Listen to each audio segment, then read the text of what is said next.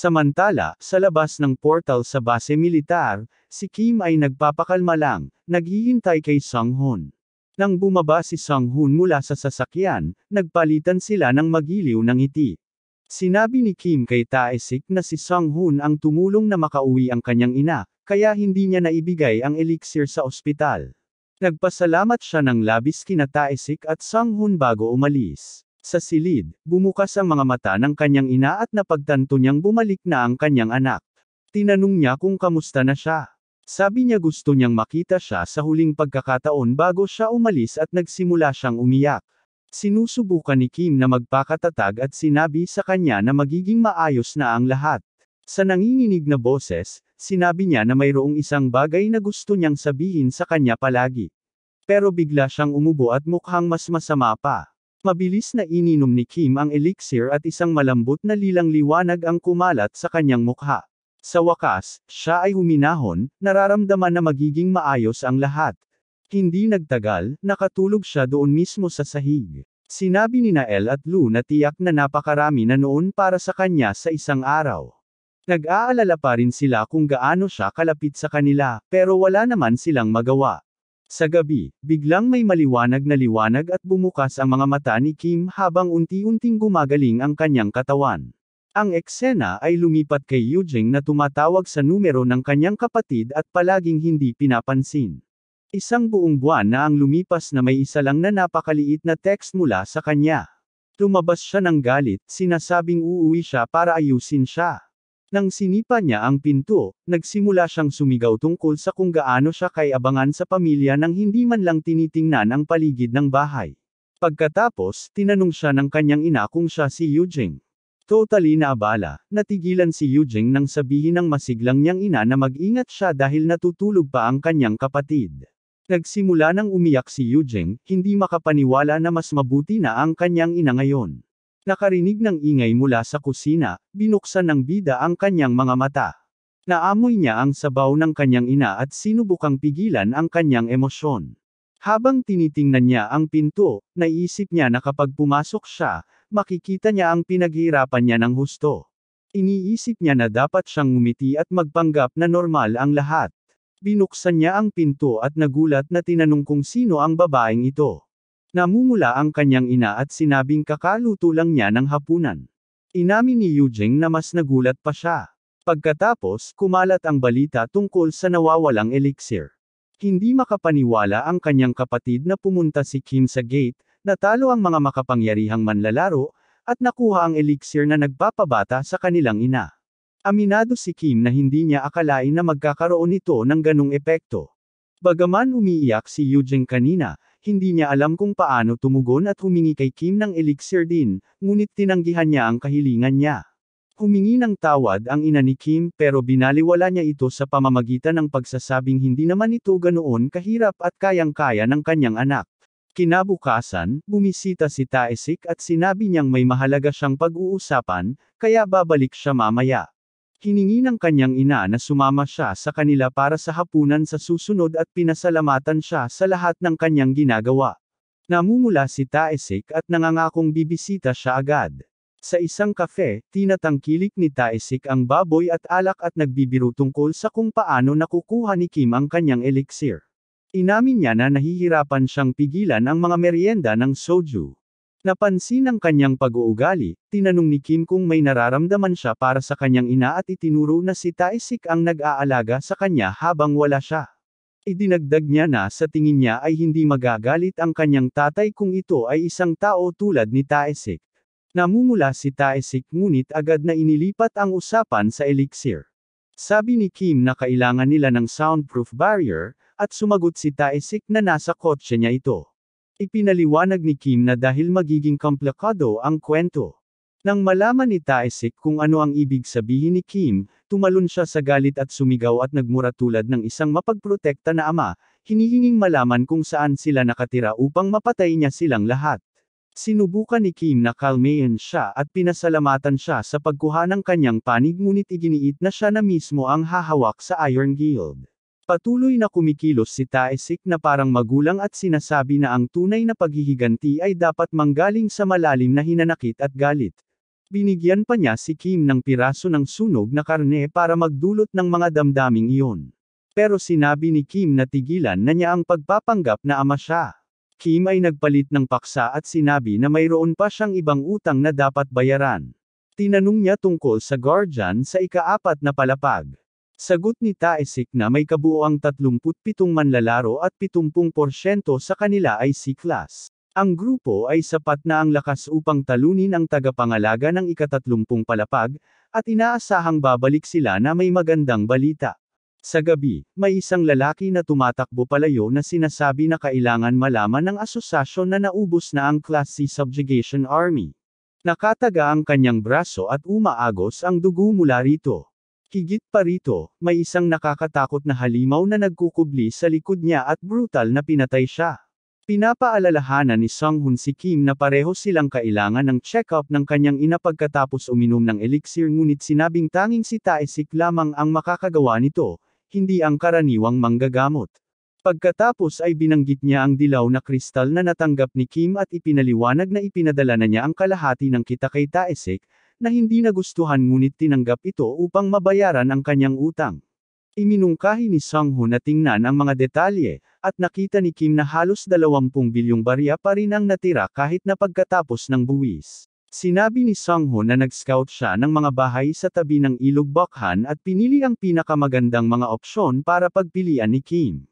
Nang tanungin ni Kim kung paano niya pinili ang bahay na tatawagan nilang tahanan, ipinaliwanag ni Sung-hoon na opisyal na ginawa siyang personal assistant ni Kim ni Taesik. Excited na magsimula, ipinakita niya ang kanyang mga detalye sa pakikipag-ugnayan. Ang eksena ay lumipat sa labas ng isang malaking gusali, kung saan si Sung-hoon, na may dalang mga bag, ay nagsabi na inihanda na niya ang lahat at tinanong si Kim kung ano ang balak niyang gawin sa lahat ng pera. Sabi niya kay Kim na may natitirang 8 bilyong won pa sa cash. Sagot ni Kim na babayaran niya ang kanyang utang at bibili ng bagong kagamitan. Tinanong ni Sung-hoon kung magkano ang utang ni Kim, at nang sinabi ni Kim na 3.25 bilyong barya, sumigaw siya sa hindi makapaniwala. Naisip ni Kim na ang lalaking pumayag na pautangin siya ng baluti ay tiyak na baliw, pero inamin din niyang siya rin ay kasing padalos-dalos sa pagtanggap nito. Sa huli, nakapag-ipon siya ng sapat na pera para mabayaran ang lahat. Ang eksena ay lumipat sa tindahan ng baluti. Isang maliit na bata ang tumakbo papasok at masayang sumigaw na may dumating na customer. Sa labas ng tindahan, naghihintay sina Kim at Sung-hoon malapit sa pasukan.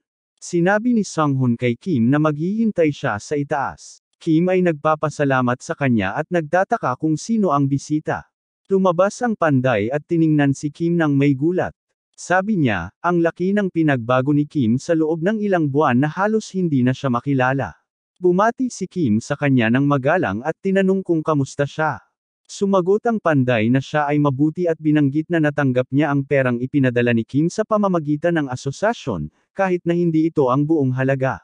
Agad na humingi ng tawad si Kim, ngunit sinabi ng panday na huwag siyang mag-alala. Ipinaliwanag niya na ipinakita ng liham ni Kim na ipinadala niya ang lahat ng kanyang ipon sa buhay, at inamin niyang isinulat na niya ang utang, naniniwalang hindi makakaligtas si Kim. Tumatawa si Kim at sinabing dumating siya upang bayaran ang natitira. Umiti ang panday at pumayag na tanggapin ito kung insistido si Kim. Pagkatapos ng ilang sandali, nagbago ang kanyang ekspresyon at tinanong kung wala na si Bronhart, nag-atubili si Kim, pagkatapos ay kinumpirma na naglaho si Bronhart matapos siyang iligtas. Humiting ang panday at sinabi na iyon na talaga ang kapalaran ni Bronhart, kahit na palaging malungkot ang mawala ng sandata. Pagkatapos ay tinanong niya si Kim kung ano ang nangyari sa mga huling sandali ni Bronhart. Kinabukasan habang kausap ni Kim ang kanyang ina, tinitigan siya ni Yujing nang may pagkalito at tinanong kung paano siya tumangkad ng magdamag, nagtataka kung ano ang nangyari. Sa opisina, nakatitig si Sung-hoon kay Kim sa pagkamangha at nagbiro na dapat itong maging modelo. Sinabihan siya ni Kim na tumigil sa kakasabi ng kalokohan. Si Sung-hoon, na nananatiling nagulat, ay itinuro na si Kim ay tumangkad ng 3 sentimetro sa magdamag at pinuri ang elixir dahil sa pagtaas ng kanyang mas ng kalamnan.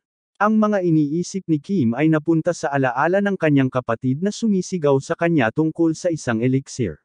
Naalala niyang sinabi na rin niya ang parehong bagay noon. Nang mapansin niyang naging madilim na kayumanggi ang kanyang mga mata, naaalala niya ang kanyang mga nakaraang pakikibaka. Kahit gaano siya kahirap mag-ensayo, hindi siya kailanman nakakita ng tunay na resulta. Pagkatapos magising, gayunpaman, ang kanyang katawan ay ganap na nagbabago at kahit ang kanyang mga kalamnan ay malinaw na nagpapakita ng pagbabago. Bigla, may lumabas na bintana na nagpapakita na ang kanyang katawan ay nagbabago. Kim ay bumubulong sa pagkalito. Pinagtatawanan siya ni Lo dahil sa pagiging mahina at sinabi ni Kim na tumahimik siya. Mamaya, sinabi ni Sung-hoon na mayroon siyang resulta ng pagsusuri ni Kim at nagsimula sa pagsusuri ng tibay. Biro niya na 25 taon na ang nakalipas, si Kim ay makakabasag ng mga record sa Olimpiada. Kim ay nagmukhang malungkot at nagtanong kung bakit siya gumagamit ng mga sinaunang pamantayan wala naman sa kanila ang nakakita ng Olympics. Si Sung-hoon ay ngumiti lang at sinabi na si Kim ay nasa level 10. Kim ay nagalit at sinabi na dapat sinabi na lang iyon mula sa simula. Sinabi ni Sung-hoon na huwag magulat dahil mahusay ang mana at mana control ni Kim at mayroon siyang SS potential, na tanda ng isang top tier na klase. Nang sumigaw si Sung-hoon na dapat magkunwari man lang na nagulat si Kim, kalmado itong sumagot na sinabi na sa kanya ng Demon King ang lahat, kaya nagkukunwari lang siyang kalmado. Pumasok si Tae-sik at tinanong kung tapos na si Kim. Sabi ni Kim oo at tinanong kung kamusta na ang kanyang ina. Sabi ni Tae-sik na siya ay nasa mabuting kalagayan at nakakagulat na may lakas ng kalamnan ng isang ganap na lalaki.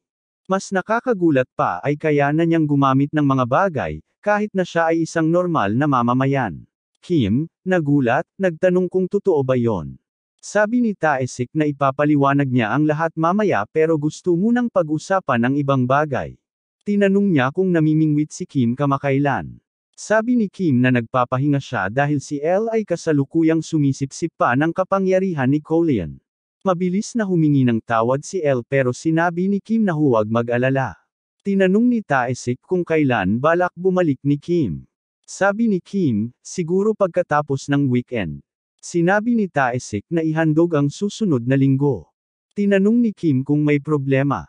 Ipinaliwanag ni Tae-sik na nawalan sila ng contact sa Class C Subjugation Army, kaya ngayon ay naghahanda sila ng Class B team. Nang tanungin ni Kim tungkol sa tagapangalaga ng ika-4 na palapag, kinumpirma ni Tae-sik na hindi pa ito nahuhuli. Si Kim ay nagulat. Idinagdag ni Tae-sik na ang tunay na problema ay ang halimaw ay naghahanap na ng mga manlalaro upang lumakas. Sa mga sandaling iyon, pumasok si Sung-hoon at sinabi niyang gusto rin niyang makisali sa usapan. Nalaman ni Kim na ang Class B Subjugation Army ay isang malaking raid team na may higit sa 30 miyembro, karamihan ay mga Class B players. Dahil wala pang klase si Kim, uminom siya ng elixir at nagsimulang lumakas. Pagkatapos, nasa opisina tayo ni Tae-sik kung saan sinabi niya kay Kim na dapat niyang kunin ang opisyal na pagsusuri ng klase ngayon. Binanggit niya na hindi na kailangang mag-alala si Kim tungkol sa paggamit ng mga item. Sa tingin ni Tae-sik, ang pisikal na kakayahan ni Kim ay nasa Class D, pero naniniwala siyang madali itong makakaabot sa Class B dahil sa kanyang potensyal. Ipinaliwanag niya na para makapasok sa Class B, kailangan ng isang manlalaro na maabot ang level 100. Nag-aalala si Kim kung medyo malabo ang mga ranggo ng klase dahil parang hindi malinaw ang buong ideya ng potensyal.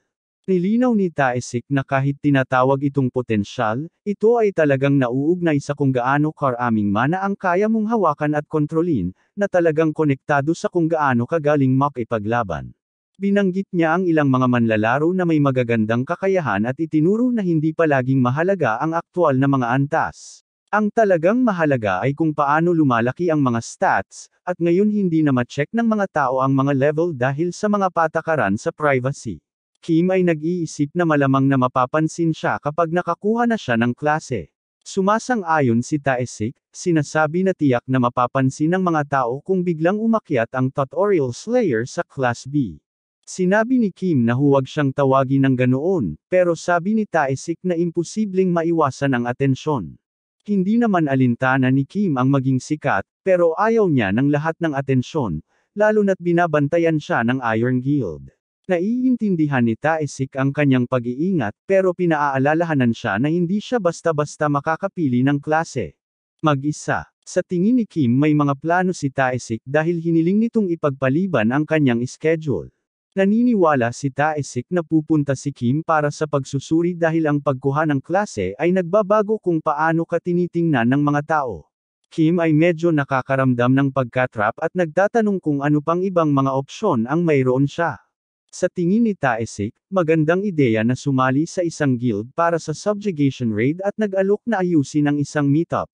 Pero hindi sigurado si Kim na tatanggapin siya ng kahit anong guild, lalo na kung plano niyang umalis kaagad pagkatapos. Pagkatapos, inilabas ni Taesik ang listahan.